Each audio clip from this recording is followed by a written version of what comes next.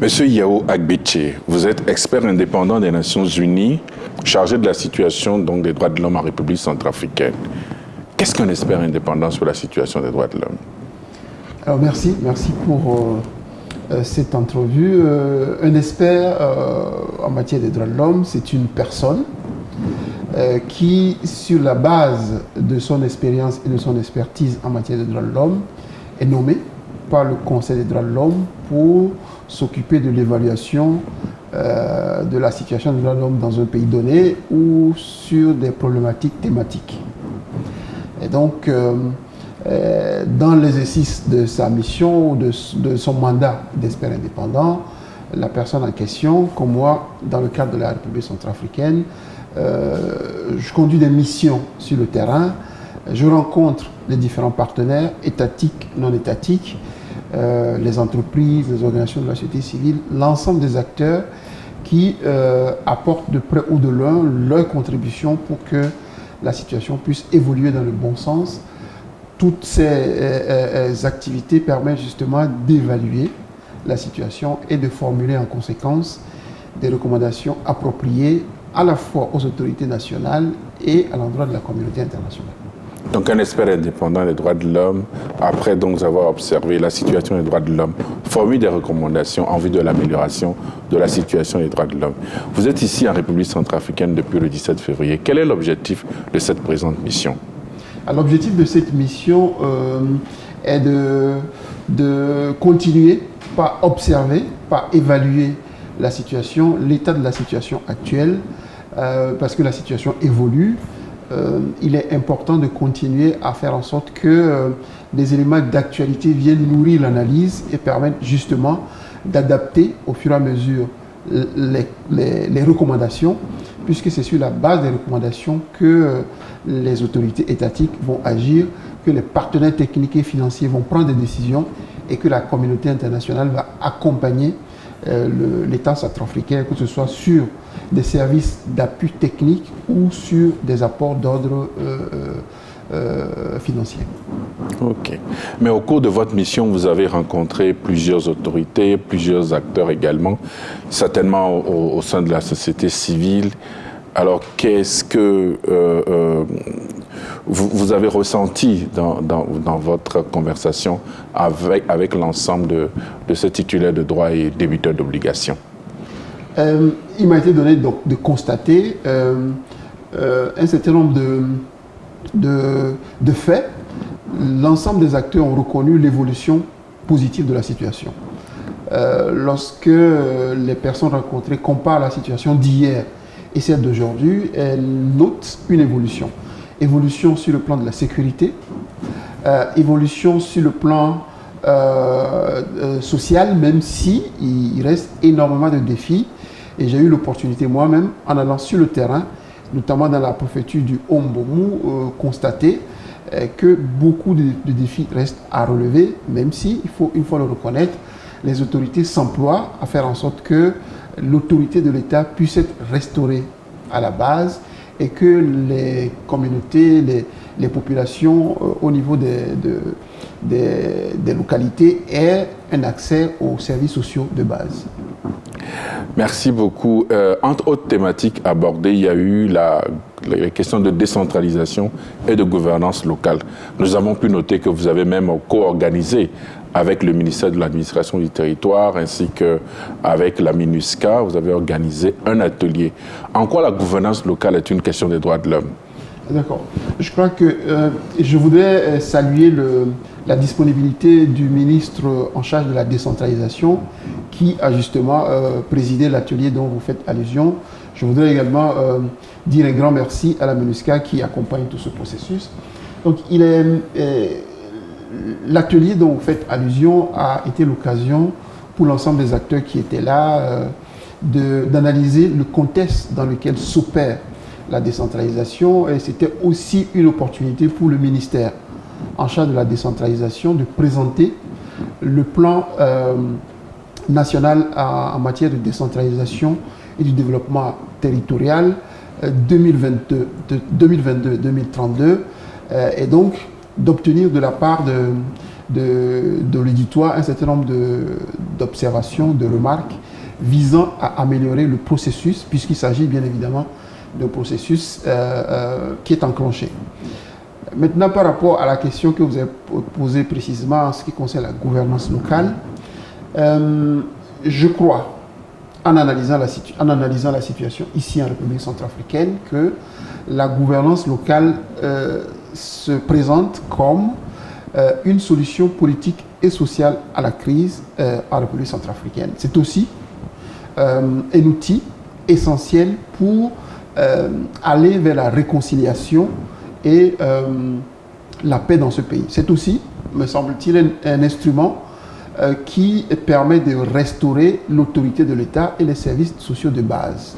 Dès lors que, à l'issue des élections locales, on a des conseillers municipaux à la base, on a donc un mécanisme qui permet de s'occuper du quotidien des Centrafricains, que ce soit l'accès aux soins de santé à la base, les problèmes concernant l'éducation, les problèmes concernant l'eau potable, l'accès à l'eau potable.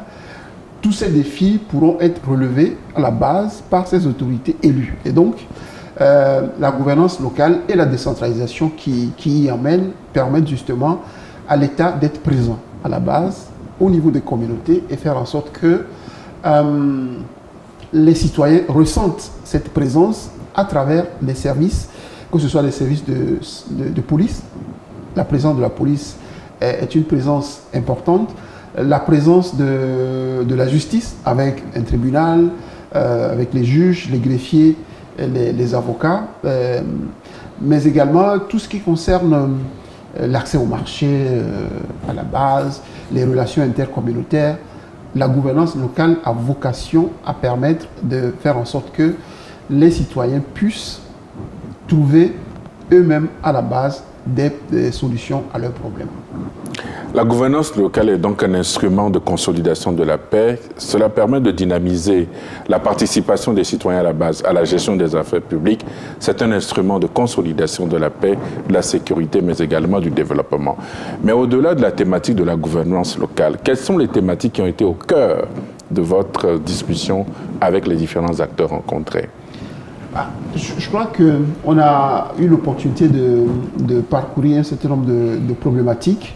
La question de la sécurité est capitale parce que elle pose les fondations du respect des droits de l'homme. Et donc, sans la sécurité, donc l'insécurité conduit à des violations des droits de l'homme.